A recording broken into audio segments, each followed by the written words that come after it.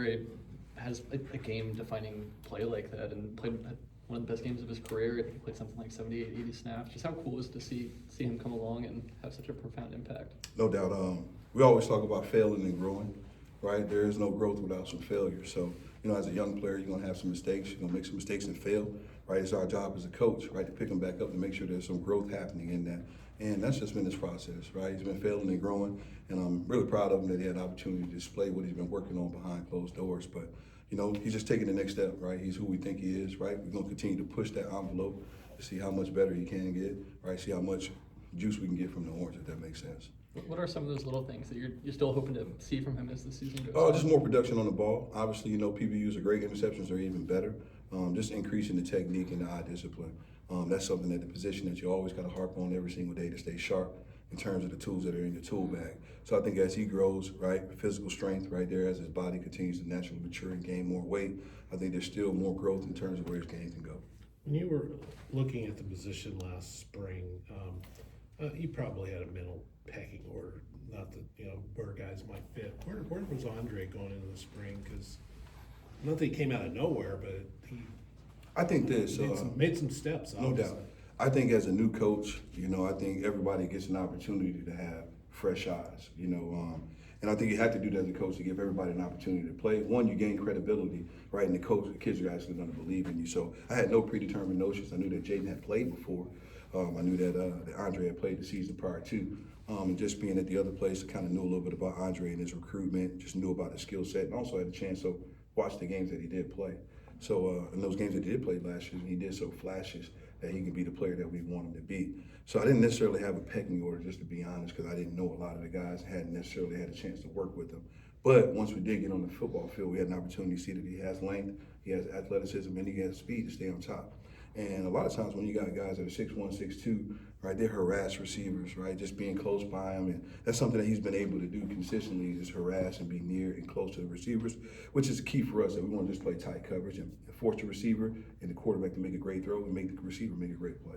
So I think he's somebody that steadily made plays from the jump. For us, if you're a returning player, right, obviously he started out with the ones in the springtime, and he didn't let anybody take his job. And that followed suit right through fall camp. So he won the job. That wasn't necessarily something that was given to anybody else by default. He went out there, bust his butt, right, and put it on tape. So he's doing everything we've seen him do through fall camp, and we just excited to see him take the next step through the next third of the season. Yeah. Injuries are kind of stacking up for the secondary right now. Are there any guys who are kind of been down the depth chart that have really stuck out to you over this week of practice? I think the thing for us is that the mentality here at Oregon State is that we're going to recruit defensive backs and put the best 5 out there. And fortunately for us, we all meet together. So, there are guys that might be playing corner or nickel, but you still hear the same coach and the same teaching at safety. So some of those guys will be interchangeable if we need them. Obviously, we saw Exodus Ayers get in there down there towards the end of the game. That was good for him to get some action. We were hoping to kind of hold off on him as long as we possibly could, but had an opportunity to go in there with some meaningful snaps. Very proud of him and his production. I thought Mason went in there and played, I believe, 41 snaps. You can quote me on that one, Nick. But it was probably about 40-some-odd snaps there, and probably 35 of those really good snaps. And obviously nobody's going to be perfect, but to see him go out there and play the most snaps that he's played in his career, make some really key tackles for us, right? Be sound in coverage, and also respond, right, from a negative play. Because football's an imperfect game, right? Played by imperfect people chasing perfection. So I know we see him making mistakes, but I see him making a lot of strides as well. What you obviously are not on the front end of the defense, but you're in on all the meetings and stuff about run defense. What is going on with the run defense right now? I think what for do you need us, to do to make it better? I think on every level, right? It's about the physicality and the attack style defense that we play, right? It's striking blocks, putting your eyes on that blocks, having gap integrity to get off those blocks, right? And then making those plays. I think a lot of those run plays, you might see 8 people doing things right, you might see 3 people doing things incorrect. And in football, right, on game day, they're going to find those issues. They're going to find those mistakes that may not be found in practice. So I think on every level, right, it's just taking ownership of my 111 of the defense, taking my eyes to the strike, right? A lot of times defensive players, right, want to look for the football, right? You can't look for the football and defeat a block at the same time. So I think putting together some of those individual techniques and fundamentals and being day one and being consistent, right? And obviously we got some young players out there playing the most snaps that they've ever played before. So there's going to be some mistakes, right? There's going to be some failing, and hopefully there'll be more growing, right, than failure. But I think from all 3 levels, whether it's up front, right, at the secondary or at the linebacker depth, right, it's just attention to detail in terms of our fundamentals, taking our eyes to our strike, right? Really getting separation, getting off those blocks, and now being in position to leverage the ball through my gap, all right, or do the initial leverage of the defense. That's where we got to grow and be more consistent, right, with our group. Of those guys on the back end right now, they're healthy. Who is your best five that you put out there? Man, listen, that kind of changes day to day. You know what I mean? I'm not going to really get into, the injury stuff. I kind of let Coach Brady really kind of handle that stuff and let him move forward. But, I try to take the mindset of guys do in the NFL. I'm going to coach the guys that are in the room. The standard is the standard, right? We got all we got. This is all we got, and this is all we need. So the guys understand whether or not, you're a freshman. If you're old enough, you're old enough. You got to go out there and uphold the standard. So, I think we'll have 5 bodies that we'll be feeling confident that we can go out here and execute our defense. And some of that stuff, guys working through injuries here. We may have them questionable, doubtful. So I can't give you a 5 for sure right now.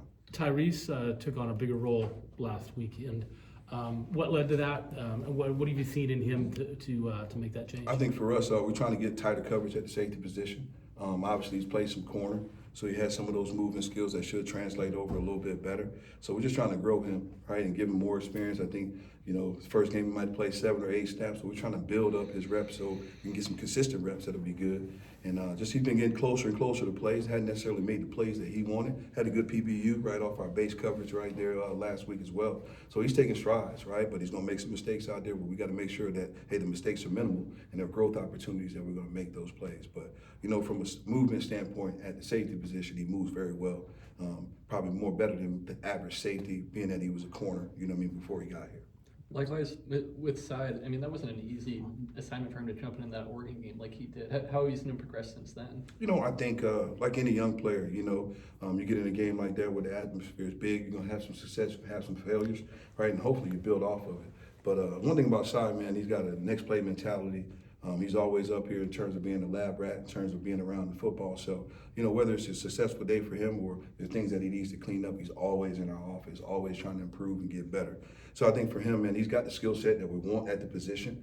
But again, now he's playing a lot more reps, right? So now we just got to work on the consistency of the eye, right? The consistency of the technique of how I do my job. Where do I put my eyes? What are the footwork, right, that's necessary to execute those techniques? That's where he's got to grow from playing 20 snaps, right? So now you're playing upwards of 50 snaps and having that consistency within all of those plays. We saw Josiah Johnson play some nickel against Oregon this week. He was, kind of playing outside a little bit. Just kind of what have you seen out of him? Well, the thing about Josiah is that, he's played here. Right? He's played in games. He's played at corner. He's kind of Swiss Army knife for us. He has really good athleticism. He can run outside and stay on top of wide receivers. He's quick enough and to handle guys in the slot, and also he's willing to go and stick his face in there and make a tackle. So for us, right, he gives us great versatility. If we're down in one position, right, we can move him to another position. So for us, man, we love him. Right, he's been adding value to the room just in terms of that. But in terms of athletic skill set, man, he can do a lot of different things, and that bodes well for us. That if we get in a pinch, right, like we have in the past, right, with Noble going down, having somebody else to bring some depth in that position right there to go play nickel, but also there's been times when he played nickel in the game and he also played corner in the game. So he's done a really nice job in compartmentalizing his learning and just showing that execution on the field. So, we just want to get more of that and try to grow the room. The thing about football these days, nobody's playing 85 snaps, so you want to get quality reps and kind of spread those reps over the body so you got quality depth in November, right, that where we're not banged up from guys that are playing 600 snaps right through 8 and 9 games. Last question for Coach. We haven't seen a ton of them this year, but obviously, you got Jaheim Patterson back there, and he's just got such a unique body type for that position. Just kind of what have you seen out of his development so far in the season? I think the world of Jaheim. I think the transition from a junior college to a Power 5 program, right? That learning usually comes from the multiplicity of defenses that we run, and I think for him that's where his learning curve has been kind of mastering those assignments. And unfortunately, he's playing behind one of our better players in Skylar Thomas. So, and he's done a great job in the role that he's had. Hopefully we're going to increase those reps, right, give him situations because he does bring a different value to the game. He does have a different skill set in terms of the length, the physicality that he does bring. So we're hoping to get more out of him, as we progress through the season. But again, some of that, he's got to take ownership and continue to grow within our scheme, within our system, and he is.